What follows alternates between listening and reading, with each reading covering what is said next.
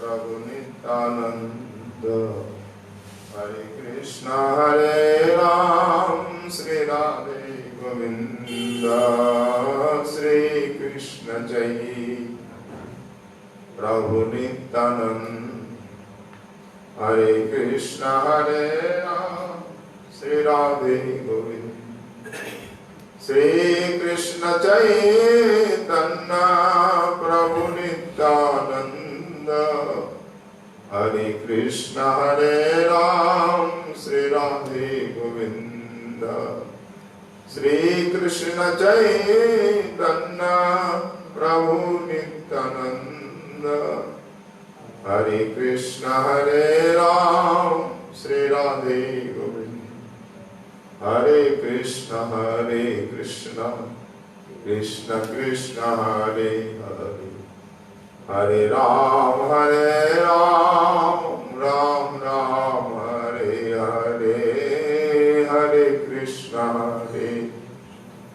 कृष्ण हरे हरे, हरे राम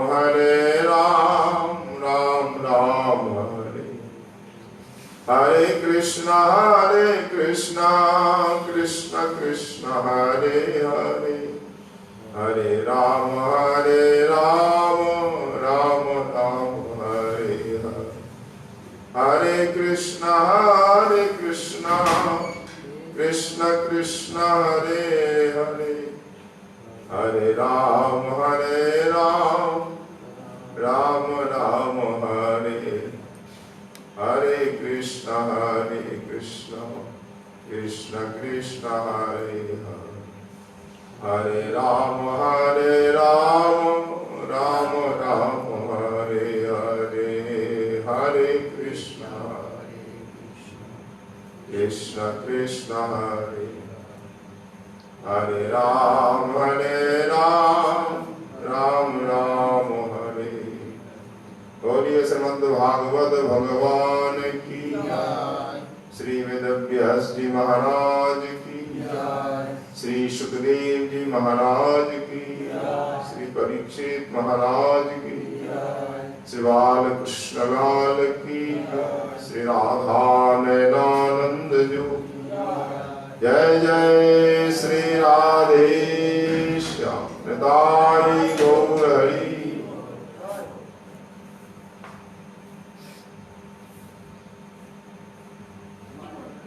परमहंस शिरोमणि श्री सुखदेव जी महाराज राजर्षि प्रवर महाभागवत परीक्षित जी को सच्चिदानंद स्वयं भगवान श्री नंदनंदन की मधुराति मधुर बाल लीलाओं का स्वागत करा रहे हैं। तो बाल लीला के अंतर्गत श्री नंदोत्सव का आज वर्णन होगा। तो दशम स्कंद के पंचम अध्याय में श्री सुखदेव जी महाराज नंदोत्सव का वर्णन कर रहे हैं। श्री शुकवाच नंदस्तात्मज उत्पन्ने जातल्लादो महामनः आहूय विप्रान् वेदज्ञान स्नातः शुचिरलंकृतः। तो आज आस्वादन से पूर्व यहाँ उपस्थित सभी परम वंदनीय संत चरण भक्त वृंदेवन भक्तिमती माताओं सभी के श्री चरण कमलों में दास का दैनिक कोट कोट वंदन धन्यवाद प्रणाम समर्पित है। लाडले ठाकुर श्री राधा नयनानंद जो की असीम अनुकंपा से श्रीमद् भागवत की बाल लीलाओं का यहाँ स्वादन हो रहा है। आज तृतीय दिवस नंदोत्सव का स्वागत होगा।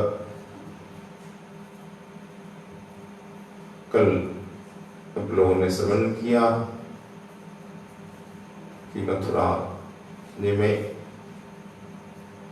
कंस कारागार में वसुदेव देवकी के पुत्र के रूप में भगवान आविर्भूत हुए, अपना दिव्य ऐश्वर्य मूर्ति का दर्शन कराया और उनके पूर्व जन्मों की स्मृति भी दिलाई। कृष्ण सुतपा के रूप में सर्वप्रथम देवकी वसुदेव जन्म लिए, तब भगवान कृष्ण गर्भ के रूप में आए। दूसरी बार कश्यप अदिति बने वसुदेव देवकी जी, तब वे उपेंद्र के रूप में यानी वामन भगवान के रूप में पधारे। अब तृतीय बार ये वसुदेव देवकी के रूप में अवतीर्ण है और इनके पुत्र के रूप में भगवान वासुदेव हैं। और इधर नंद नंदन शनि भगवान आए हैं, यशोदा जी की गोद में विराजमान है।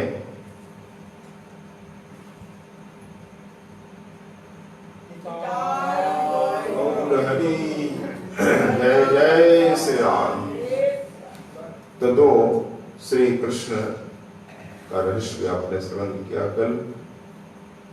तो युग अवतार आदि लोग है वासुदेव नंद नंदन में लीन हो गए। अब से नंद नंदन गोकुल में श्री यशोदा की गोद में शोभायमान है। यहाँ वसुदेव देवकी की बात तो अपने सुनी, पर नंद बाबा यशोदा का क्या सौभाग्य है, कौन सी तपस्या उन्होंने की, उसका वर्णन श्रीमद् भागवत में तो है द्रोणधरा के रूप में। और वे नंद यशोदा के अंश मात्र हैं।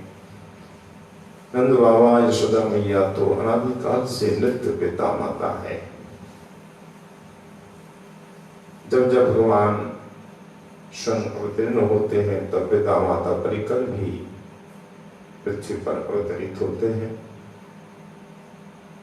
यहाँ अवतीर्ण होकर योग माया के प्रभाव से भगवान के पिता माता आदि परिकर भूल जाते कि हम नित्य परिकर है, ये अपने को मनुष्य ही समझने लगते हैं। वसुदेव देवकी की तरह नंद बाबा यशोदा मैया भी अपने को सामान्य गोप समझ रहे हैं। वृद्धावस्था हुई, संतान की प्राप्ति नहीं हुई, तब इन्होंने व्रत भी किया संतान प्राप्ति के लिए। इसका वर्णन चक्र चूड़ामणि समझ गोस्वामी पाद ने दिव्य कृष्ण लीला ग्रंथ गोपाल चप्पू में किया है। यदुवंश में देवमीर नाम के राजा थे। देवमीर की दो पत्नियां थी, वैश्य पत्नी एक क्षत्रिय पत्नी। क्षत्रिय पत्नी के गर्भ में शूर का जन्म हुआ और वैश्य पत्नी के गर्भ में पर्जन का। तो पर्जन के पुत्र हुए नंद बाबा, शूर के पुत्र वसुदेव, इसलिए दोनों आपस में भाई रखते थे। तो इन दोनों के पितामह एक ही हुए, केवल पितामही दादी अलग। वैश्य वर्ण की होने से पर्जन नंद बाबा वैश्य जाति के हो गए और क्षत्रिय होने के कारण ये वसुदेव जी शूरसेन आदि क्षत्रिय माने गए, क्योंकि देवमीर की क्षत्रिय पत्नी के गर्भ में जन्म लिया शूर। उन्हीं की पत्नी मारिशा, मारिशा के पुत्र वसुदेव जी। और पर्जन के की पत्नी वरीयसी, उनके 5 पुत्र हुए।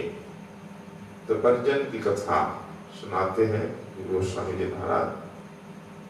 जो पर्जन बड़े ही प्रतापी और महाभागवत थे। यहाँ कहा गया है गोपाल चक्कु में पर्जन्य श्रवशी प्रहलाद ध्रुव प्रतिश्रुति पृथु महिमणि भीष्मो दुर्भिधि शंकर सुहृदि स्वयंभूर्गणिमणि हरिस्तेजस्वी बभूव। पर्जन जी की महिमा इस प्रकार है कि सर्वशी प्रहलाद, ये हरिकथा श्रवण में प्रहलाद जी जैसे परम भक्त राज हुए, और प्रतिश्रुति ध्रुव, प्रतिज्ञा में ध्रुव जैसे। बचपन में ही हम देखते हैं ध्रुव की कैसी प्रतिज्ञा, कैसा संकल्प, और घर से बन चले जाते हैं। 5 वर्ष की अवस्था में भगवान की प्राप्ति कर लेते। कैसा दृढ़ संकल्प, ऐसा ही पर्जन जी का भी दृढ़ संकल्प है। और महिमा में पृथु महाराज जैसे, भगवान के 24 अवतार में आते पृथु महाराज, तो महिमणि पृथु। और भीष्मो दुर्भिधि, दुर्जनों के लिए भयंकर भीष्म, पितामह जैसे बलवान पराक्रमी। एक दूसरा भीष्म भयंकर दुष्टों के लिए, और संतों के लिए सुहृदि शंकरा, साधु संतों के लिए भोले बाबा शंकर भगवान जैसे बड़े दयालु। और स्वयंभू गरिमा में स्वयंभू ब्रह्मा जैसे, और तेज में हरि तेजस्वी बभूवा, तेज तो हरि जैसे, साक्षात हरि जैसे लगते हैं। तो ये तो उनके गुण है। तो पर्जन जी की पत्नी प्रेषी तो उन्हें सकल गुण बलियसी, बलियसी नाम आशित, सभी गुणों में बलियसी, श्रेष्ठ नाम भी उनका बलियसी, पत्नी बलियसी। जिस प्रकार पति पत्नी पुत्र भी उसी प्रकार हुए। तब कहते हैं देखो ये तो पर्जन जी, एक पर्जन जल पर्जन, पर्जन देवता जो मेघ से जल की वृष्टि करते हैं, वो जल पर्जन। और हमारे पर्जन जी सुख पर्जन, पर्जन देवता जल वृष्टि करते हैं, जल की वर्षा करते हैं, और हमारे पर्जन बाबा सुख की वर्षा करने वाले, आनंद की वर्षा करने वाले। तो सुख पर्जन ये शत्रु सदायाधिनुते सृष्टि रूप नंदादि विरजनम। सुख पर्जन सुख की वर्षा कैसे कर रहे हैं? 5 पुत्रों के द्वारा। ये आनंद के ही 5 स्वरूप है। अरे ब्रह्म के जो 5 आनंद रूप है, क्या है ब्रह्म के आनंद स्वरूप है ब्रह्म।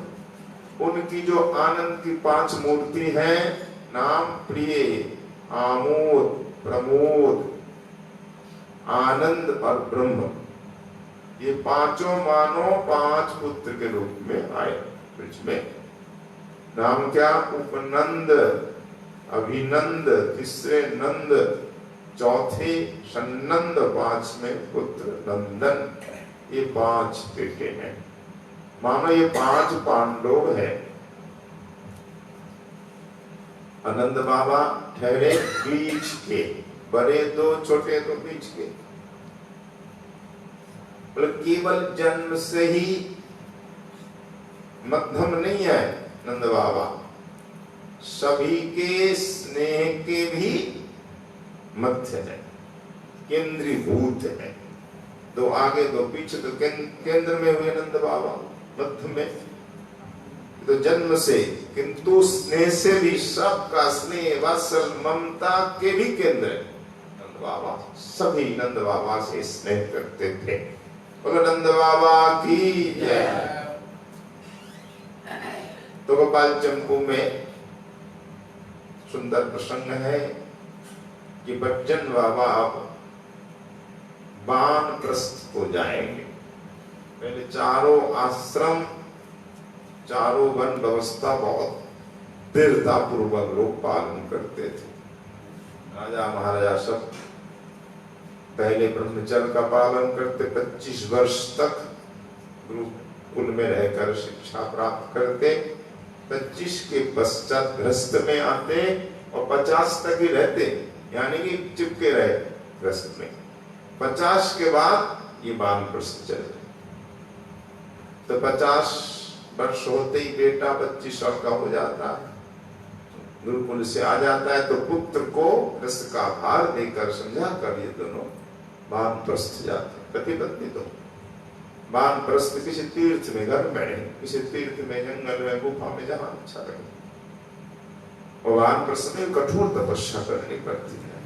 भागवत में वानप्रस्थ के कई भाग दिया है, कैसे कैसे वानप्रस्थी रहते थे। और वानप्रस्थ 75 वर्ष तक करे, 25 वर्ष और पालन करे, इसके बाद संन्यास। लगभग 100 वर्ष आयु होती है मनुष्य की, तो 25 वर्ष ब्रह्मचर्य आश्रम में रहे, 50 तक गृहस्थाश्रम में, 75 तक वानप्रस्थ में, इसके बाद संन्यासाश्रम धारण करे। तो 75 बाद पहले संन्यास लेते थे वृद्धावस्था में, चाहे तो संन्यास ले ले, और संन्यास लेकर आश्रम मठों में नहीं रहेंगे, एक दिन एक वृक्ष के नीचे रहेंगे। पहले संन्यास इसी प्रकार होता था, सम्यक रूप से। संन्यास मतलब सम्यक, संन्यास, न्यास मतलब त्याग, सम्यक रूप से त्याग देना। सायंकाल क्या खाएंगे उसकी चिंता भी नहीं करते, संग्रह नहीं करते, एक ही वस्त्र पहनते, धो देते तो गीला पर पहनते, सूख जाता तभी पहनते। संग में केवल वस्त्र पहनने का और करुआ जलपात और कुछ नहीं। सन्यासी का जो चिन्ह है दंडाल। सायंकाल क्या खाएंगे उसकी चिंता नहीं करता, कुछ भी संग्रह नहीं करते। एक दिन एक गांव में एक वृक्ष के नीचे विश्राम करते।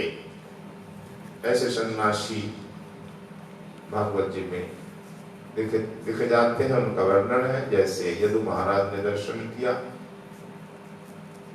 एक सन्यासी का, वही प्रसंग दत्तात्रेय जी का है। प्रहलाद जी ने एक सन्यासी का दर्शन किया, वो भी ऐसे। तो ये सब केवल शरीर मात्र उनके साथ, और कुछ नहीं।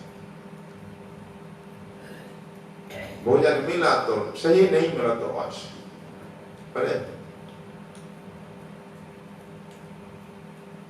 तो वास्तव में ये है सन्यासी, सम्मत रूप से त्याग किया। ना तो भूख है, ना प्यास है, ना काम, क्रोध, लोभ, मोह, कुछ नहीं। ये मुक्त पुरुष। तो सन्यासी पहले जमाने अधिक नहीं होते, 75 तक जिए तब तो सन्यास कोई लेगा। और उस अवस्था में सन्यास लेना, पालन करना बड़ा ही कठिन है, कोई कोई लेता था। ऐसे सन्यासियों का वर्णन आया है भगवत जी में। जलभरत भी हो गए थे सन्यासी, और ऋषभ भगवान भी एकदम जीवन मुक्त। पर अगर सन्यास नहीं ले सकते वानप्रस्थ, तो लेना ही चाहिए। तो बच्चन महाराज ने सोचा, पुत्र बड़े हो गए, विवाह भी हो गया, अब मुझे वानप्रस्थ जाना चाहिए। तो वानप्रस्थ कहाँ जाएंगे बच्चन बाबा? ब्रज छोड़ के नहीं जाएंगे, निष्ठा है ब्रिज में ही रहेंगे। वो ब्रिज में ही 84 कोष में सब तीर्थ है। केदार जाना है, बद्रीनाथ जाना है, तो ब्रिज में ही है, सब तीर्थ यहाँ है। कृतसुता के पग पग पे प्रयाग, यहाँ केशव की गली कुंजन में कोट कोट काशी है।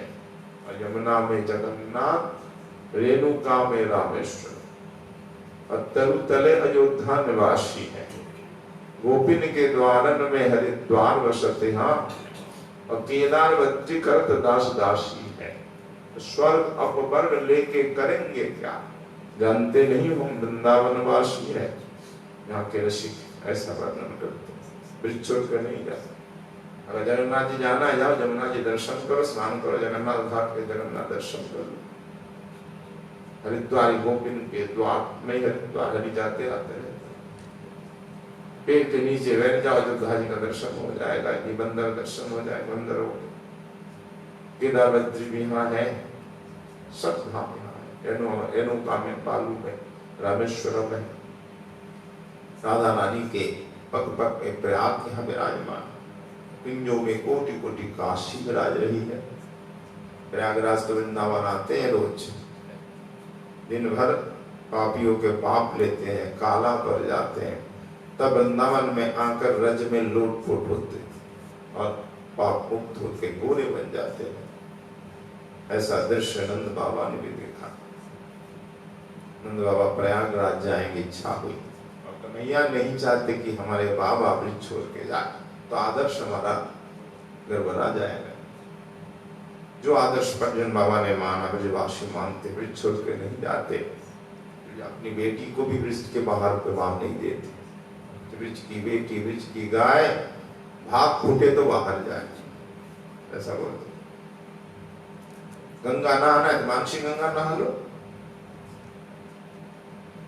यमुना मानसी गंगा यहाँ है, राधा कुंड सब तीर्थ है, राधा कुंड में। तो बच्चन बलिए से कहीं नहीं गए, आनंद बाबा जाना चाहते हैं प्रयागराज।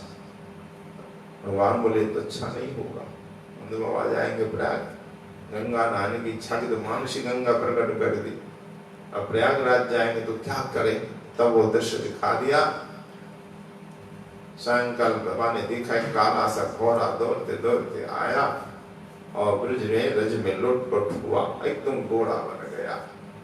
आश्चर्य चकित होकर पूछा, लाला ये क्या है? कहा मैंने देखो, कहा देखो आपने ये घोड़ा आयो और रज में लोटपोट भयो, होते ही एकदम से गोरो है वो। बाबा की बात सुनकर हंसे कन्हैया, बाबा आपने सही देखो, वो घोड़ा कौन है? बोले घोड़ा ये तीर्थराज प्रयाग है।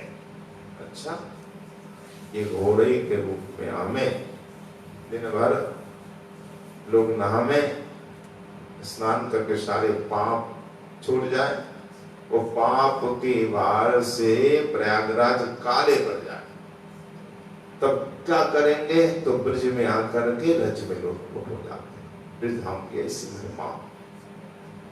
तो प्रयागराज भी ब्रिज में आओ, तो ब्रिज से बढ़कर कोई धाम है, तीर्थ है?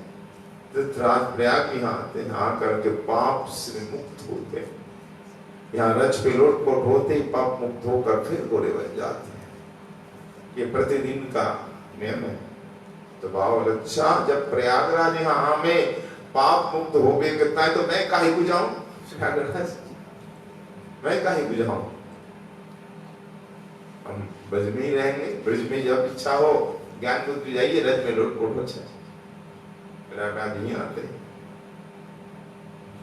तो ब्रजन बाबा ब्रिज छोड़ के जाएंगे नहीं, वृंदावन गोकुल रहे तो वृंदावन आएंगे। उस वृंदावन एकदम सुंदर बनों से भरा, पुष्प वाटिकाओं से दिव्य बन है, ज्यादा रहे पुष्प आदि चयन करने आती। तो वृंदावन यमुना किनारे कुटिया बनाकर ब्रजन बाबा रहेंगे, स्थिर कर लिया, दोनों रहेंगे पति पत्नी। पर कुछ पुत्रों को राज तो समर्पण करना है, राजगद्दी। तो पुत्र में बड़े को उपनंद जी को राजगद्दी दी। नंद बाबा नहीं बने पहले, पर प्रभु की इच्छा जो हुई तो होगा। तो पहले तो उपनंद जी राजा बने, राज्याभिषेक उन्हीं का हुआ। बड़े बड़े राजा, उनके प्रतिनिधि आए उस समारोह में। कंस तो नहीं आया, प्रतिनिधि के रूप में वसुदेव जी आए। तो धूमधाम से राजगद्दी दी गई, अभिषेक हुआ। पर उपनंद जी नहीं चाहते मैं राजा बनूं, पर इसलिए कि ज्येष्ठ है, बनना ही पड़ेगा, उनकी रीति है, बड़ा बेटा ही होता है राजा।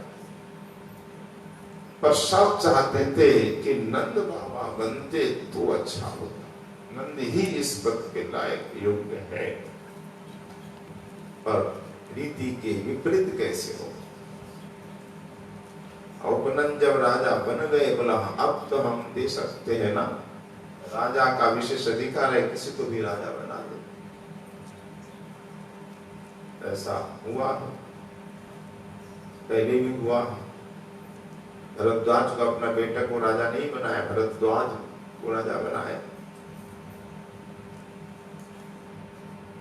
संतानु और प्रतीक बड़े थे, वो राजा नहीं बने, छोटे संतानु बने, क्योंकि उनकी इच्छा नहीं राजा बनने की।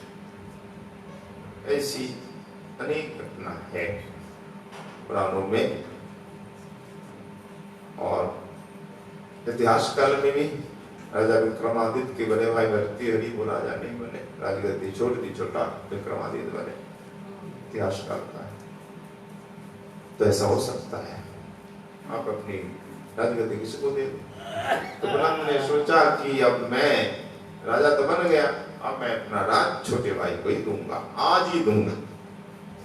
तो उसी दिन राजगद्दी अभिषेक के पश्चात, अभी कोई गए नहीं, सब सभा में सब उपस्थित है,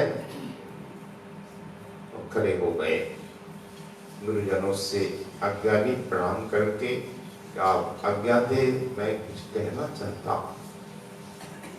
तब कहा ठीक है, बोलो क्या कहना चाहते हो। मेरे पिताजी परम पूज्य महाराज पर्जन जी ने, मैं बड़ा पुत्र हूँ, इस कारण मुझे राजगद्दी समर्पण की है, पर मेरी हार्दिक इच्छा है हमारे पांचों भाइयों में जो सबसे योग्य है, सभी का स्नेह का केंद्रीभूत स्थान है, तो नंद ही ब्रज का राजा बने। ये मेरी हार्दिक इच्छा है, यहाँ की प्रजा भी ऐसा चाहती, इसलिए मैं आज ही यह राजगद्दी नंद को सौंपता हूं। पर्जन जी बोले क्या हो रहा है, तुम बड़े हो, नंद को क्यों? अब मेरी इच्छा है, मैं यह गद्दी संभाल नहीं सकता, ये नंद को ही राजगद्दी दी जाए। तो प्रजा बड़े खुश, वसुदेव जी खुश प्रसन्न चाहते ही थे, पर बोल नहीं सकते थे क्योंकि छोटा है। नंद बाबा वसुदेव में बड़ी मित्रता थी, तो वहां उपस्थित जितने राजा महाराजा प्रतिनिधि थे सब राजी हो गए। सभी ने एक स्वर से समर्थन किया। उपनंद जी राज देना चाहते तो दीजिए, खुशी खुशी दे। नंद बाबा को बुलाया, बुला करके राजगद्दी सिंहासन बिठाया, तिलक किया, पर वो बड़े संकोच कर रहे थे, मना कर रहे थे। पर उपनंद जी बोले एकदम कुछ नहीं बोलोगे तुम, मैं जो कह रहा हूँ वो पालन करना होगा। जबरदस्ती हाथ पकड़ के बैठाया, तिलक किया, यहाँ मुकुट नहीं पहनते, पागड़ी बांध दी। तो आज से ब्रजराज का नंद महाराज होंगे राजा। बोले नंद बाबा की, नंद महाराज की। नंद बाबा को राजगद्दी दी। ऐसा इतिहास में नहीं देखा जाए। एक ही दिन, जिस दिन उपनंद का राज्याभिषेक, उसी दिन फिर तुरंत कुछ ही क्षणों बाद समर्पण कर दिया छोटे भाई के लिए। तो बड़े ये संकुचित हुए, भाई ये क्या करते हैं बड़े भाई ने। तो फिर राज्याभिषेक के पश्चात नंद बाबा खड़े हुए, हाथ जोड़कर सभी को प्रणाम किया और सबसे अनुमति ली, मैं कुछ कहना चाहता हूँ। सभी सोच रहे पता नहीं क्या कहेंगे, फिर राजगद्दी किसी और को देने वाले हैं क्या। तो उपनंद जी आज सब बैठे हैं। नंद बाबा बोले देखिए, ये कुल परंपरा के विपरीत, रीति के विपरीत हमारे बड़े भ्राता ने स्नेहवश मुझे राजगद्दी दी। ये बिल्कुल परंपरा के विपरीत है, पर स्नेहवश मनुष्य क्या नहीं करता, स्नेह में अंधा होकर ऐसा ही किया है। तो मैं बड़ा अपने को संकुचित अनुभव कर रहा हूं। अब क्या करूं, बड़े की आज्ञा पालन करना पड़ता है। शास्त्र में कहा है आज्ञा गुरु नाम व्यभिचारणीया, गुरुजनों की आज्ञा बिना विचारे पालन करना चाहिए। इसलिए मैं दुरुष था।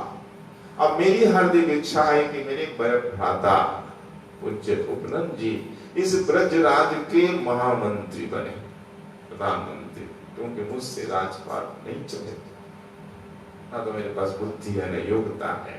उपनंद जी बड़े बुद्धिमान थे, कुशल प्रशासक भी थे।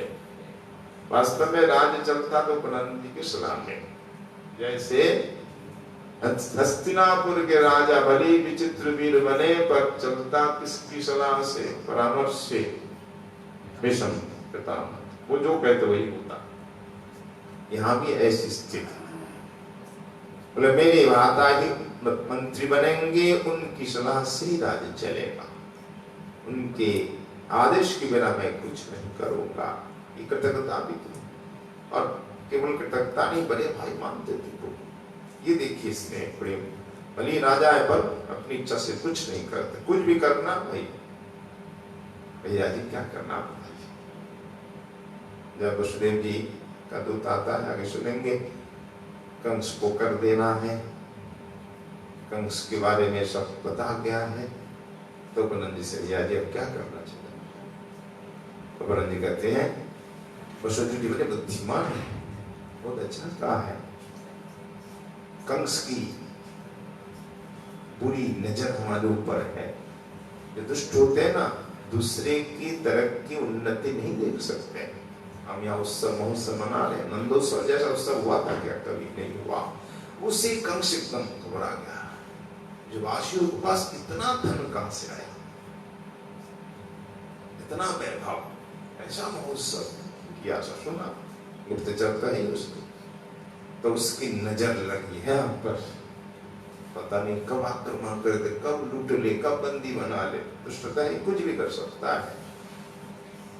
इसलिए उसे प्रसन्न रखने के लिए वसुदेव जी का सलाह है, जी की सलाह है, प्रसन्न रखने के लिए जैसे सांप सर्प पता नहीं कब डस ले, तो नाग को खुला नहीं छोड़ना चाहिए, ढक कर रखना चाहिए। रखते हैं सपेरा, ढक कर रखते हैं। तो उसका भी मुख मुद्रण कीजिए, कैसे? न कुछ दीजिए उपहार। इस जगत में भी मनुष्य का मुंह बंद करना है तो कुछ दो, रिश्वत दो, कुछ उपहार दो। तो आप राजा को वार्षिक कर तो देते ही हैं, भले ही वर्ष पूरा नहीं हुआ तो पहले ही दीजिए वार्षिक कर, और ऊपर से और उपहार, तो कंस खुश रहेगा। दुष्टों को भी प्रसन्न रखना चाहिए। ये पता नहीं कब उत्पाद कर दे, आपके जीवन में अशांति पैदा कर, चैन को छीन ले। इसलिए संतों की वंदना करे, असंतों की वंदना करे। तुलसीदास गोस्वामी जी ने कि ना संतों की भी वंदना, नहीं तो ये उत्पाद बचाएंगे। तो उपनंद जी बोले ठीक सलाह दी है वसुदेव जी ने, तो हम लोग कर संग्रह प्रारंभ कर देते हैं, और कर लेकर हम जाएंगे कंस के पास। एक दृष्टांत है, कोई भी समस्या आती, हर बात पे उपनंद जी की सलाह है, तो वो जो कहते वो करते नंद बाबा, तो सम्मान बराबर उनको मिलता। तो उपनंद जी ने नंद बाबा को राजा बना दिया, उपनंद जी यहाँ के प्रधानमंत्री बने, और पांचों भाई आनंद पूर्वक प्रेम स्नेह बंधन निबद्ध कर रहते थे। मानो ये पांच के प्राण एक ही है, देह अलग अलग है। ब्रज में प्रेम भरा है, प्रेम का राज्य है, आनंद से सब रहते। जब अर्जुन ने देखा सब आनंद पूर्वक है, अब तो रहना नहीं चाहिए, अब हम जाएं। जब विदा लेंगे बाद जो पुत्र आ गए, पिताजी हमें कुछ उपदेश तो देके जाइए, हम कैसे रहेंगे। पिता माता ही आदि गुरु होते हैं, हमें उपदेश दीजिए। तब पूछते हैं उपनंद जी किम भय मूलम, पिताजी भय का कारण क्या है? भय क्या? भय संसार में तापत्रय, यही तो भय है। तापत्रय क्या क्या है? आध्यात्मिक, शारीरिक, मानसिक। मानसिक भी दो प्रकार, शारीरिक, मानसिक। आध्यात्मिक में आदि दैविक, आदि भौतिक। मूल तीन है, आध्यात्मिक, आदि दैविक, आदि भौतिक। आध्यात्मिक, शारीरिक, मानसिक। तो ये जो दुख हम पाते हैं, आध्यात्मिक मतलब शरीर से क्या रोग है, तरह तरह की बीमारी आना, ये तो संसार में रोग आता ही है। रोग मुक्त कौन है बताइए? क्योंकि शरीर को ही कहा गया है शरीरम व्याधि मंदिरम, शरीर व्याधि का मंदिर है, घर है। तो रोग शरीर में नहीं रहेगा तो कहाँ रहेगा? संत के पास आए, उनके सेवक आकर बोले, बाबा आप कैसे बीमार पड़ गए? आपके आशीर्वाद से हम लोग बीमारी से मुक्त होते हैं, आपको कैसे रोग आया ये बीमारी? तो बाबा के देखो, शरीर है तो बीमारी आएगी आएगी, क्योंकि शरीर ही रोग का घर है। तो आप इलाज नहीं भगाते, नहीं रोग को कहाँ भगाऊं? उसका घर है, मैं कैसे भगाऊं? तो घर तो शरीर है रोग का, वो तो रहेगा। आप हजार प्रयास करें एकदम निरोग नहीं हो सकते, कुछ ना कुछ रहेगा। ये व्याधि मंदिर है शरीर, रोग रहेगा ही। ये भय है, रोग का भय है कि नहीं? ये मानसिक भय क्या है? काम, क्रोध, लोभ, मद, मात्सर्य आदि भय है। ये हमको शांति नहीं देते, हमारी शांति को छीन लेते ना। तो ये सब भय। और फिर आदि दैविक भय, कभी वर्षा, कभी सूखा पड़ जाना, कभी सर्दी, भयंकर गर्मी, कभी बाढ़, कभी भूकंप, भय है इसका भी। तो संसार में रहेंगे तो ये कष्ट हमको पाना ही पड़ेगा, झेलना ही पड़ेगा। और भौतिक दुख, आदि भौतिक क्या है? मनुष्यों के द्वारा कष्ट, पशु पक्षियों के द्वारा कष्ट। आप जा रहे चलते फिरते, कोई कुत्ता ने काट दिया, बंदर ने काट दिया, गाय ने मार दिया, कभी कोई सर्प आदि ने डस लिया, ये तो दुख भोगना ही पड़ता। शरीर है तो कभी कोई हमको अपमानित कर दिया, किसी ने मारा, दुश्मन तो है। तो पशु पक्षी मनुष्य आदि भूतों के द्वारा जो कष्ट मिलता है वो आदि भौतिक कष्ट। ये भय है, शरीर है तो है मृत्यु का भय, दुख का भय, तीनों भय लगा हुआ है। सबसे बड़ा भय मृत्यु का भय। तो भय का मूल क्या? किससे हम भय मुक्त हो सकते हैं? निर्भय कैसे हो सकते हैं? तो अर्जुन जी बोले, भय का मूल क्या है? तुम्हारा ये प्रश्न है, उसी का उत्तर दूंगा। भय का मूल अदृष्ट, हमारा भाग, प्रारब्ध। जो हमने किया उसको तो भोगना पड़ेगा ना। हमने बबूल का बीज बोया, आम तो नहीं मिलेगा, मिलेगा तो बबूल ही हो, बबूल ही मिलेगा। कर्म प्रधान विश्व करी राखा, जो जस करही तस फल चाखा। तो भय का मूल कर्म, जो कुछ हमें सुख दुख मिल रहा है वो हमारा क्या हुआ? कर्म। जो हमने बोया वो काट रहे हैं, इसलिए कोई दोषी नहीं है। हम वैसे कह देते उसके कारण, उसके कारण, कोई कारण नहीं, कारण केवल हमारा भाग, कर्म, प्रारब्ध। ठीक है, हम अपने प्रारब्ध के अनुसार सुख दुख पाते हैं, इसमें कोई कारण नहीं है। किसी को दोष नहीं देना चाहिए, शास्त्र में भी ऐसा ही कहा गया है। तुम्हारा कर्म ही ऐसा है, प्रारब्ध है, तो फिर इसका क्या उपाय है? पर आप प्रारब्ध मिटाने के लिए, बुरे कर्म को अच्छे कर्म में परिवर्तित करने के लिए, भाग को बदलने के लिए क्या उपाय है? किसकी शरण में जाना चाहिए? जब भय है तो शरण में जाना चाहिए ना किसी की। तो क्या किम शरणम से हरे लगता? अगर भय है तुमको प्रारब्ध का, तो हरि भक्तों की शरण में जाओ, ये आपको बचाने। हरि नहीं, हरि भक्तों की, संतों की शरण में जाइएगा, तभी तो भजन का उपदेश देंगे, तभी तो आपको नाम मिलेगा, मंत्र मिलेगा। तो शांति का उपाय, दुख मिटाने का, प्रारब्ध मिटाने का उपाय हरिभक्तों की शरण में जाना, साधु संतों की शरण में जाना। ठीक है, हम साधु संतों की शरण में गए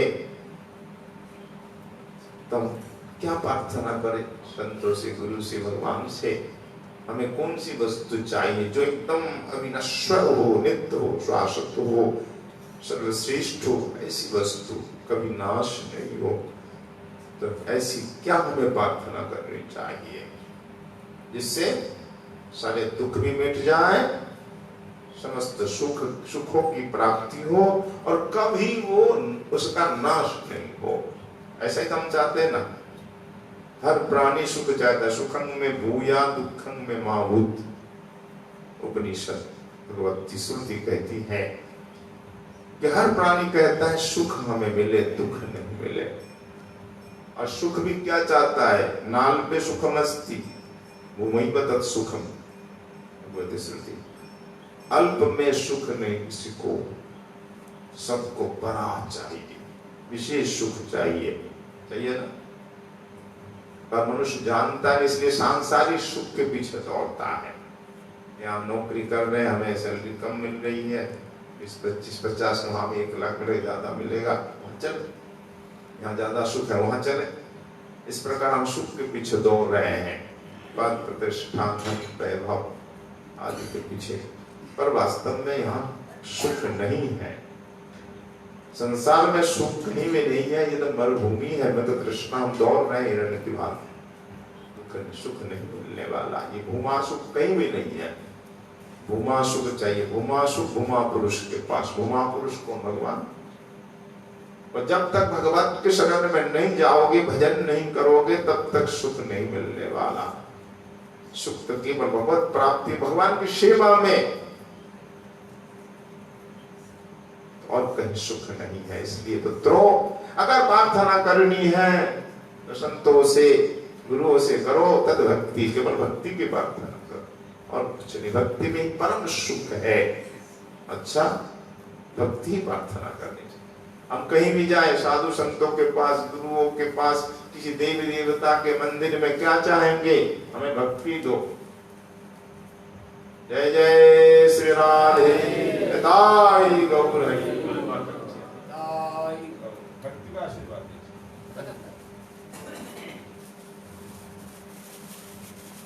तो बर्जन जी ने अपने 5 पुत्रों को कहा, एकमात्र प्रार्थना करनी चाहिए साधु से, गुरुओं से, देवी देवताओं से, भगवान से, कि भक्ति दो। बस भक्ति बढ़े, जो अनश्वर है, भक्ति का नाश नहीं है। भक्ति प्राप्त होते सारे दुख मिट जाएंगे और सारे सुख भी आ जाएंगे। क्योंकि दर्शन शास्त्र का जो मूल आधार वो क्या है? इसलिए दर्शन शास्त्र है आत्यंतिक दुख निवृत्ति, आत्यंतिक सुख प्राप्ति। एक तो इसीलिए ये दर्शन मूल विचार इसको लेकर, आत्यंतिक दुख की निवृत्ति कैसे हो और आत्यंतिक सुख कैसे मिले। अलग अलग दृष्टि, किसी को ब्रह्म प्राप्ति में ही सुख लगता है, किसी को स्वर्ग मीमांसक स्वर्ग कोई मान लेते हैं, अद्वैत वेदांत ब्रह्म सायुज मुक्ति को ही मान लेते हैं, वैष्णव वेदांत भगवान की सेवा को ही सुख मानते, आत्यंतिक सुख। और पातंजल आदि अलग अलग मत है, पर मूल बिंदु यही है। आत्यंतिक दुख निवृत्ति, हर कोई चाहता है आत्यंतिक सुख हमें मिले, जो सुख नाश नहीं, कभी नाश नहीं हो। वो भक्ति ही है जो कभी नाश नहीं। कृष्णार्चन प्रभवान जहाती, भगवत जी में आया है कि एक दिन भक्ति तो हमने मांगी, भक्ति में हमें क्या सुख मिलेगा? वास्तविक सुख है क्या? हम कहते वास्तविक सुख है, किम सुखम तत्पर प्रेम, केवल प्रेम ही सुख में वस्तु है। भगवान से हमें प्रेम की प्रार्थना करनी चाहिए। भक्ति से प्रेम मिलता है, भक्ति लता है तो प्रेम उसका फल है। भक्ति जब परिपक्व हो जाए तो प्रेम के रूप में परिणत हो जाती है। तो प्रेम में ही सुख है। तो भगवान को क्यों नहीं चाहेंगे? बोले देखो नहीं, भगवान को चाहने से तो सुख मिलेगा ही, कोई भरोसा नहीं है। प्रेम मिल जाए तो सुख तो मिलेगा ही, 100% सत्य है, इसमें कोई शंका नहीं। हमारे आचार्य कहते हैं कि हम भगवान को नहीं चाहते, भगवत प्रेम चाहते हैं। इसमें महाप्रभु ने कहा प्रेमा पुमर्थु महान, भगवान को नहीं कहा।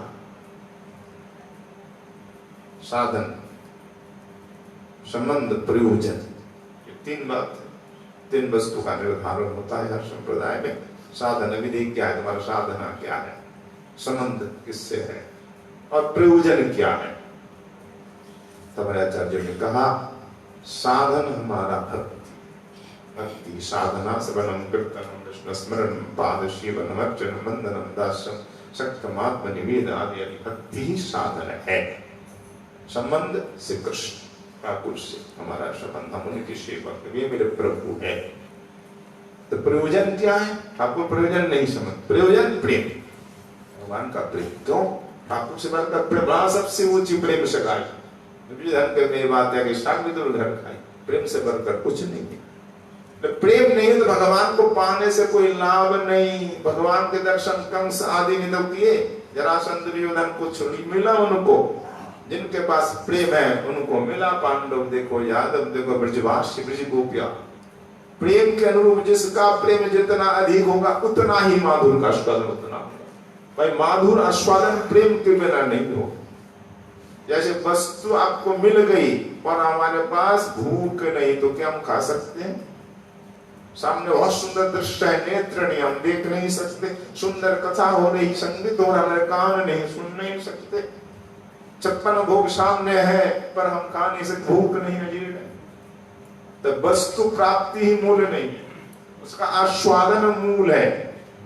गौरहरि ने चैतन्य महाप्रभु ने कहा आस्वादन मूल है। आस्वादन आप कैसे करोगे? प्रेम से करो। भले ही प्रवाह हुई थे, इस प्रेम से हमें क्या मिलेगा? ऐसे कृष्ण माधुर्य आस्वादन से कृष्ण के माधुर्य का आस्वादन होगा और श्री कृष्ण की सेवा मिलेगी और श्री कृष्ण आपकी मुट्ठी में आ जाएंगे कि आपके बस हो जाएंगे। ब्रह्माविते कृष्ण है निज भक्त वश, ब्रह्माविते पाई कृष्ण सेवा सुख दर्शन। तो 3 वस्तु हमें मिलती है प्रेम से। संसार छुटाना ये कोई बड़ी बात नहीं, गौण फल है। मुख्य फल में प्रेम हमें क्या क्या देता है? श्री कृष्ण के माधुर रस का आस्वादन कराता है। श्री कृष्ण मतलब राधा कृष्ण, श्री है यानी प्रियतम के माधुर का स्वादन, लीला रूप आदि का आस्वादन प्रेम ही कराता है। प्रेम नहीं तो आस्वादन नहीं होगा। जैसे भूख है तो खा सकते, नहीं खा सकते। और दूसरा फल क्या है? इस प्रेम के कारण प्रियतम आपके बस हो जाए, भगवान वशीभूत होंगे। और फिर तीसरा परम फल क्या है? जुगल सेवा, सेवा प्रेम से ही मिलेगी। इसलिए प्रेम से बढ़कर कुछ भी नहीं। ऐसा बच्चन बाबा ने 5 पुत्र को उपदेश दिया। उपनंद, अभिनंद, नंद, नंदन, सन्नन। तो 5 में ये 5 पुत्रों के नाम आए। बच्चन बाबा जा रहे वानप्रस्थ को, तो 5 पुत्र को उपदेश शिक्षा देकर चले गए। गोकुल से कहा ब्रिज छोड़ के नहीं जाएंगे, वृंदावन यमुना किनारे कुटिया बनाई, वहां भजन करने लगे। ये कृष्ण जन्म से पूर्व की कथा हुई। तो पांचतंत्र के अनुसार अब नंद बाबा राजा में बने तो उपनंद राजा, और उपनंद जी ने राजगद्दी नंद बाबा को दे दी, कोई कथा हो गई। अब नंद बाबा राजा बने पर उपनंद जी ही भीष्म पितामह की तरह सब कुछ करते, उनके आदेश के बिना नंद बाबा कुछ नहीं। पर अवस्था अधिक हो गई, आयु अधिक हो गई, पर कोई संतान नहीं। नंद बाबा को कोई चिंता नहीं इस बात की, क्योंकि जो भगवान के भक्त होते हैं उनकी किसी बात की वस्तु की अपेक्षा नहीं रहती, रहती क्या? सर्वदा भक्ति से पूर्ण रहते। तो किम दुष्कर्म साधना, पहले श्लोक आया है।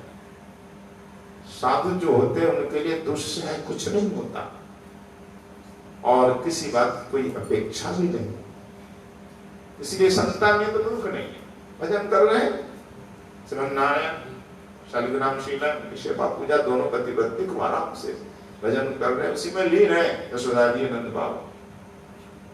पर उपनंद जी को चिंता है, बड़े भाई है, तो देखो हम लोगों की संतानें हो गई हैं, नंद का की कोई संतान नहीं, बेचारा नंद तो आनंद है, उसको भी चिंता ही नहीं, मैं बड़ा हूं इसलिए मेरी चिंता है। सारी प्रजा चिंतित है। हमने अभी युवराज का दर्शन नहीं किया, नंद बाबा को पुत्र रत्न की प्राप्ति नहीं हुई, प्रजा भी जो कुछ दान पुण्य अनुष्ठान कर रही है इसीलिए कि नंद बाबा का पुत्र, इसलिए हर ब्रजवासी दान पुण्य अनुष्ठान कर रहे हैं। देखिए कैसा प्रेम कि नंद बाबा का पुत्र हो, इसी उद्देश्य करते ये धर्म कर्म। पर नंद बाबा केवल ठाकुर पूजा में ले, उपनंद बोले नहीं मुझे कुछ करना होगा, पुत्रेष्टि यज्ञ हम करेंगे। नंद भवन में पुत्रेष्टि यज्ञ का आयोजन किया। नंद बाबा उदास बैठे हैं एक घर के कोने में, सब ब्राह्मण आए, सजावट हुई, हवन कुंड बना, सामग्रियां आने लगी, शस्ति वाचन होने लगा, क्या आडंबर। नंद महाराज कितनी भीड़ है, वेद पाठ हो रहा है, सजावट हो रही है, दिव्य आनंद उत्सव है, चारों भाई लगे हैं, पर नंद बाबा एक कक्ष के कोण में चुपचाप बैठे भगवान का ध्यान कर। यशोदा मैया ने क्या बात है, हमारे पतिदेव एकदम उदास बैठे हैं, तो उनके पास आई, बोले हाँ जी आप यहाँ अकेले चुपचाप कैसे बैठे, आपके यहाँ इतने साधु संत ब्राह्मण आए हैं, पुत्रेष्टि यज्ञ हो रहा है और आप यहाँ बैठे हैं, क्यों आपको पुत्र की कामना नहीं है क्या? नंद बाबा बोले हाँ क्यों नहीं है, पर क्या ना इस यज्ञ से मुझे पुत्र की प्राप्ति नहीं होने वाली। अच्छा क्या कह रहे हैं आप, दशरथ जी को पुत्र की प्राप्ति हुई और आपको नहीं? क्या ये वैदिक कर्म में आपका विश्वास नहीं है, धर्म में आपका विश्वास नहीं है? नंद बाबा बोले हाँ विश्वास नहीं है सो नहीं कहता मैं, पूर्ण विश्वास है। वेदों में शास्त्र में धर्म कर्म यज्ञ हवन में तो विश्वास है, तो पुत्र की प्राप्ति नहीं होगी कैसे कह रहे हैं? क्या पुत्र नहीं चाहते? मैं पुत्र भी चाहता हूं, विश्वास भी है, तो कैसे नहीं होगा? तो नहीं, इस यज्ञ से हम जिस प्रकार पुत्र चाहते हैं ना वो यज्ञ से प्राप्त नहीं होने वाले, वो तो यज्ञ के फल दाता है, यज्ञ से कैसे मिल जाएंगे? भगवान ने तो कहा न साधयति माम योगम न सांकम धर्म उद्धम न सद्भाय तपस्त्याग जथा भक्ति ममोनिजता, तो कैसे मिलेंगे? अच्छा आपको ऐसा पुत्र चाहते हैं, अब बताएंगे कृपा करके। और सुंदर प्रश्न है। नंद बाबा बोला तुम बार बार पूरे दरेंगे तो बोलना ही पड़ेगा। देखो मैं जो पुत्र अरनिश देखता हूं ना, कैसा सुंदर पुत्र, मैं कैसे बताऊं तुमको, यज्ञ से नहीं मिलने वाला पुत्र। हमारे जो ठाकुर है श्रीमन नारायण से सुंदर